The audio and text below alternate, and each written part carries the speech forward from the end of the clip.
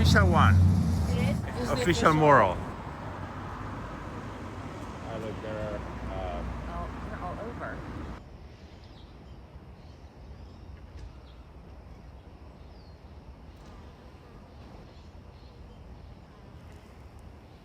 Good evening. How was your drive? Good, thank you. So this is just a regular single-family neighborhood? Yeah, basically the C Street Cooperative is one residential lot consisting of two buildings. The first building is 1075 that has 4 individual apartments.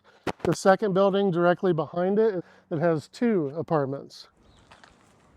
This block is so quiet and peaceful. A great neighbor. Normally, I mean, most cities, you're not allowed to put a bunch of different unknown strangers together in a house. The city zoning was that you could have a house and you could have an ADU on the same piece of property. So there are 4 units in this building, 2 up and 2 down stairs. Okay. Yeah. And then in the back, there's an ADU with 1 up and 1 down. And we buy shares. So you're a homeowner. Yes. Okay, you're all homeowners. Yes and no. It's similar to living, say, in a manufactured home community. You own your home. You don't own the land. So there is what they call a carrying charge each month. However, we own our apartments. They appreciate by 3% at least equity each year. And we're far different than the average tenant. We're board members. So we have a say in what goes on here. There are no annual rent increases like you see with most apartments where they will raise the rent the maximum allowed by law every year. We don't do that here. If there's a rent increase, it's going to be voted on. There's food here. A lot of food. You're great. You can bring corn. He's from the Midwest. So it's funny because Anthony, our member that unfortunately is not here right now, he's not a huge vegetable fan, but he loves corn. So I did the corn for him and kind of mixed results. It's okay, it's not great, but you know, it's all just an experiment. So I grew up on a farm and I used to live in the Midwest and I was a market gardener for many years. I wanted to change climates very much away from Indiana. So I knew this area really appealed to me. I also knew it would require some sacrifice as far as housing because of how much more expensive it is here. But when I was given this opportunity to live here and I saw the potential for what this place could be, I really have tried to maximize square foot gardening here to where we are utilizing every square foot of space available to grow food. One of the thrills of gardening out here, Indiana's a zone 5, this is a zone 8B. So the growing season is much longer. So we're able to do things like double cropping. So if you look at the trellis back here where we had a just ton of snow peas earlier, now it's double cropping with green beans for a fall harvest. We start harvesting in mid-April because we do salad greens with frost covers in the raised beds. Who does the harvesting? We all do. Yeah. Just harvested some onions and potatoes, tomatoes. We got yard-long pole beans coming up the fences here. Strawberries, and more strawberries. Literally everything that I could pack into almost every square foot here while still having room to walk. Okay. And real estate here is so much more valuable than places like the Midwest where I'm from, that I think every square foot should be utilized to benefit the people that are living here. I have blanched a lot of kale lately, which is why I feel free to eat a strawberry. So, Amazing that this was just one family lot. It's a single family lot that was empty. Yes. It was an empty lot. For a long time, it's been very hard even to do an ADU in this country. And now it's getting easier, but to do anything beyond the ADU, the idea of a duplex maybe, but a six-plex? What is this, a six-plex? it's hard to describe it. Technically, 1077 is the ADU for 1075, which allowed it to pass the zoning requirements. If people realize how difficult it is for people to find affordable housing, to me, it's a very logical solution. How did you decide who lives where? It was first come, first serve. There was no question for me that I wanted the first floor because I have 2 e-bikes. And me with 2 knee replacements. loves stairs. I'll tell you why. I'm just going to get stronger. I think there's so much misconception about a co-op. I think some people think co-op is synonymous with commune, and we do not all sleep in the same room. We don't wear each other's clothes. We all have our very individual private lives, but living in close space, I think, has benefited everyone. You know, we have emergency plans for winter weather emergencies or any natural emergency. And again, you know, someone gets sick, someone gets hurt, we help each other. Someone needs a ride to the hospital, things like that. If the big Cascadian quake hits, they say, be prepared. I'm trying to practice with my 2 knee replacements, not hanging on right now. So I'm just like trying to do my best. Actually, Not bad, right? Yeah. it's really recent. Yeah. So welcome to my abode. And I'll have to turn on I'll have to twist the bulbs and do all kinds of things. I'm an empty nester, which is what made this oh, this works. I had a 3-bedroom house that I was raising my sons. Single mom. They're grown up. 23 and 27. Okay. So yeah, they're grown. You don't need the 3 bedrooms anymore. This is totally downsized. Yeah. What you see in my home right now is everything I love the most. This is for guests. But then for me, I put all these pillows in the corner and then I just lay here like, you know. But, you know, this is a traditional Japanese table, business table that I got from Jerry Brown, of all people. The governor of our... He was the mayor of Oakland when I got this, when I was teaching him yoga. And you have yoga ball up there? Or Well, because I have the vaulted ceiling, I haven't really organized it because I haven't been able to climb ladders. So that's going to have a ladder library. This is just nuts. I'm also a costume designer. So that's all fabric. Like I said, I saved everything that was precious to me. And all the precious things are where you see them. Some of them are under the beds. Wow, you have a nice big bed in here too. I mean, It's a little bit too big for one person. it's a lot smaller than a 3-bedroom. Oh, yeah. What were you living in before? How big? It was 1,200 square feet. And this is just under 500 square feet. Okay. Yeah. Yeah. And do I like it? Do you really? How easy is it to clean? My eldest son lives here in town. He has his own apartment. He's at university. He's got his own space. When my son from Nashville visits, he's got this space. And yeah, they get it. They're like, Mom, that's great. And their dad has a whole different thing. You know, his dad is from the family of the Cowsills, and they have this whole other thing going on. That's cool. So, but it's kind of interesting. Like, I love my life. I have this beautiful space that all my favorite things are in. Yeah. I also do a lot of stuff with costumes and, you know, all the things. I can't pull all my tables out, but when I need, I have tables and I'm just out here working. You know, my sewing machine never goes into the background. These are my favorite things to make. Like, you know, you just like wrap around. Is that you dancing? You were talking Yeah. Who'd you dance with? Mel Wong. Look, I'm 65, so, you know, I'm an oldie. You don't have any built-in burners. Some of us do. So I read that it's required that there's a built-in oven, one in each building, to make it a home. So the rest of you don't get the home. You have the... Dude, I love it. Induction? There you go. I do a lot of cooking. I make really big meals. Yeah, I have like really good pans. Like, oh, you do? I'm half Italian. Like, I cook. And then, like, instead of having my dishes all out here, I have my dish rack in here. It's a really good idea. I spend a lot of time right here. It's so pretty. I don't know what everyone else's view is, but I feel so lucky to have gotten this one. Do you wish you could have a 3-bedroom home again? No. Why? Now my lifestyle is real different. My kids are on their, you know, they're out and about. And I spend a lot of my time socializing with a pretty big circle of friends. And the space is come home, you know, be comfortable, take a shower, do your thing, and then go out, be in the world. And that's what I love about it. I feel connection with each and every person who lives here. That's different from when you live in like a condominium or an apartment building. Yeah, it just feels like family. I don't know, family? No, not quite, but you know, more familial. Yeah. More familiar than an apartment. That makes sense because you're more invested. Yeah, we know each other here. We spend time in, like, sometimes I have a meeting in my house. Sometimes we have meetings in Betty's house. We see each other. But you have to meet because you're the ones making the decisions. Oh, yeah. Right, yeah. And it's good. It doesn't need to be truly all the way close, but I love that you just leave your door open too. yeah, it's unlocked most of the time.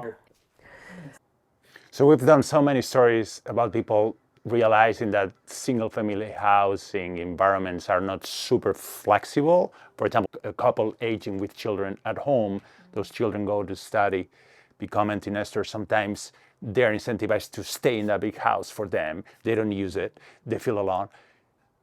You seem to be living in that environment, getting the best of it at the same time you are downsizing. Living here is part of my goal in simplifying my life. Recently, I actually chose to give up my vehicle, and I chose to do that because of the cost of maintaining a vehicle in the year 2025 and my work-life balance. And I realized that I have the ability to walk and bicycle to work. And if I can remove the cost of an automobile from my life and work the hours that I want to work per week instead of working the hours that I have to work per week, yeah, it's a wonderful life choice. I'm still living very, very utilitarian compared to most. It's all about function. So this is a convertible couch so I can have guests. This is a rolling desk. This is one of my favorite things. So you were a homeowner before? Yes, for over 30 years. So my home was paid off, but I had some very intensive caregiving for my mom while I was working full-time. And I was burnt out between all of that, and I was ready to downsize. So you were tired of living in a home? Oh my goodness, I was overwhelmed. I was on the roof constantly. I was crawling the attic. I was crawling the subfloor. I was doing repairs, as much DIY as I could. And for about 5 years, every time I was doing some yard work or projects, I would start thinking, well, when I get done with this, how many years from now will it need more paint? And how many more years until, the next big project? And I just didn't see ever feeling like I was above the waterline. And so if I wasn't at work or caregiving for my mom, I was working on my place nonstop. So because I do like to really keep up, I was always in good shape, but it was the price tag was getting to be too high. This is 400 square feet. Okay. And you can kind of create your, I promise you won't get lost in here. So bedroom, and again, I'm just still in a very utilitarian phase, but I've just got it where it's functional and it's working really well. And I was even able to fit an inversion table in here with a twin bed. Like I get to look out at the garden. I'm so fortunate. There's just never a time when I take this for granted. I know what this place would look like if somebody didn't have a passion for this. And then we also constructed this year a new fence and what we call the alley garden out back. Right. I mean, I guess there probably has to be some rules too, right? Are there rules? For the most part, there's a lot of respect. So really, we haven't had to have a lot of apartment-like rules. This is the alley garden. So one of the concerns that members had was that all this was open. There was no fence, there was no gate, there was none of this. And unfortunately, our property, being one of the only properties that did not have a fence on the alley, became a walkway for random people in the community. Just this year, we built a fence.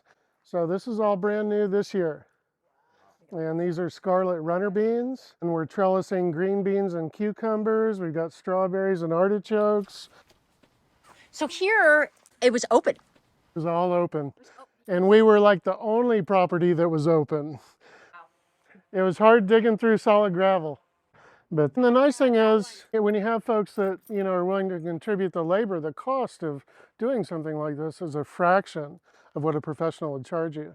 It really pays to do it yourself because it's literally like 20% of the cost. I would say that of all of the challenges we've ever dealt with, that one brought the greatest amount of difficulty and different opinions. And I really was concerned about insurance, that we would, with all the raising rates, that we shouldn't do anything except for what's been done. Put something that really separated the alley from our property for liability and for just insurance rates and that sort of thing. But it's consensus based. It's voting. It's Right. The meetings are formal. We all get together, usually on the porch if the weather is nice enough. We've had lots of questions regarding what you've achieved here. Some people say, no, co-living and co-housing is for young people. Well, how difficult is it to sort of not pay a lot for having this sort of lifestyle? Well, when I consider the fact that right now what our monthly carrying charge or rent is $845. Now you compare that to what any one-bedroom apartment is in the Eugene or Springfield area, you're usually talking about a minimum of $1,200. And that might be for a not very nice place. And it includes garbage, electricity, taxes. The 845 includes all of our utilities. So that's extremely affordable. In addition, the builder did a fantastic job on construction of these buildings. It's 2x8 construction, not 2x4. Yeah. So your walls are thicker. They're very well insulated.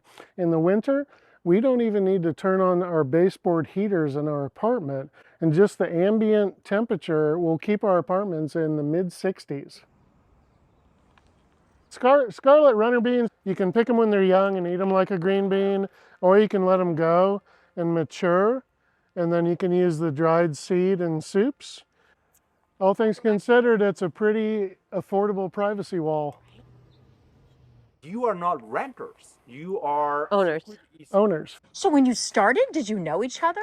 No, So it was kind of a risk in a way. You're buying in with other people you don't know. it is. They have you go through enough of a process where they're trying to make sure that this was a good fit. Oh, I did my chores this morning. It's also a much closer community where we can depend on each other. There's people here, all of us almost, that have been sick, hospitalized, requiring surgery. So, rides to the hospital, helping each other up and down the stairs. For example, I've had 2 knee replacements in the last 7 months. And then my comrade here has had 2 hip replacements in the last 7 months. So, and like, I'm doing good. One of our originals, cancer returned. Betty took almost exclusive care of him in his end days. You can oftentimes, if you're in touch with somebody frequently, you can just kind of learn what they want and need. Yeah. It was a lot of food in the blender. That kept me awake a lot of the mornings. And you're laughing. So you know what? You're still here. We make it work. This feels very ready to go to me. It feels like it. Now, Betty, Anthony's the one that requested corn this year, so he's going to have the honor of harvesting the first cob. And that's going to be the first one, yep. Is that how it works? Well, Anthony doesn't like a lot of vegetables, so for him to request the corn, I thought, yeah, he should have first go at it. It's the one spot of criticism we all have. They should have built out the laundry room about 3 feet further out because it's extremely cramped. So we have 2 dryers, 2 washers, and then we have in here also a heat pump and a water heater. And I always keep this stuff open to dry out. We talked about jobs. I said I'd like this to be a job and I'd like it to be mine. The simple luxury of being able to come outside and pick strawberries for your oatmeal in the morning or tomatoes for your salad for dinner time, it's pretty wonderful. Or kale for your soup. Yep. And we added the lattice to the fencing to create more of a sense of space and privacy. Got all the beans and the honeysuckle climbing up the fence. Do you all get involved in the garden? I do. We all do. John, he asks us to help when he needs, but this is his passion. What is this here? This is a bioswale. So every runoff, every gutter you see actually goes down into an underground pipe, goes in and filters through the bioswale. And the carex and the juncus grasses, those are bioremediator plants. So they filter out all the heavy metals, all the horrible pollutants before that water goes into the stormwater system. Melissa, who unfortunately isn't here right now, she pampers this thing, and this thing is just like going gangbusters. And we actually have a resident here who has a strong background in architectural design. And we're thinking, okay, we've used all our square footage, there's nothing left to use. And then he came up with a kind of brilliant idea to build a steel mesh elevated deck above the bioswale. What's this right here? That is Chinese cabbage. I'm going to move some of them to the back of this upper trough here. And the model for co-ops, did you get a loan? Well, there's $10,000 to get in. So you got to do $10,000 up front. This is Barry the banana. It's our mascot. Berries are Because the monthly bill is helping to pay off a loan. We have two loans. So there's a bank loan, Okay. and then there's a private loan from private lenders. So those are in the process of being paid off. Asparagus beans, yard-long beans. Another one that's similar to green beans. Are they ready to eat yet or not? Anytime. You can eat them when they're this small, and they're probably the best. You gotta eat the stuff right off the branch, man. They'll get 3 feet tall, That is delicious. sweet and tender. So like that's a dwarf wisteria that'll cover that arch. Another kiwi on this arch, so that'll give the property even more of a sense of depth, I think, and privacy. And we're gonna build a gate here. Yep. Oh, nice. Okay.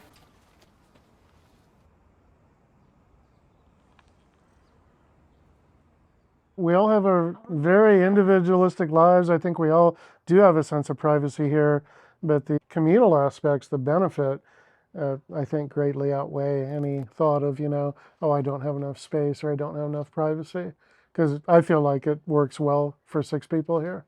Check it out. So if I want, I can just push it. Nice. And all the windows do it.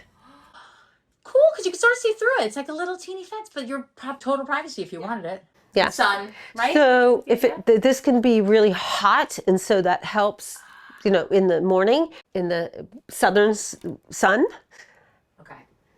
really helps Nice. a lot. That's great. Yeah. There. A little bit. You're not just living someplace under a corporate landlord where you're at their mercy, period. You pay what they tell you to, you follow their rules. Yes, they're going to follow the model of capitalism. And so for most Americans who live paycheck to paycheck, I think that's such a feeling of dread when you consider what you're paid and you know what your landlord is going to do each year. And then you think, well, is my employer going to give me that same raise every year so I can meet what my landlord is asking of me more and more every year? And we don't have that here. This is their home. Yeah.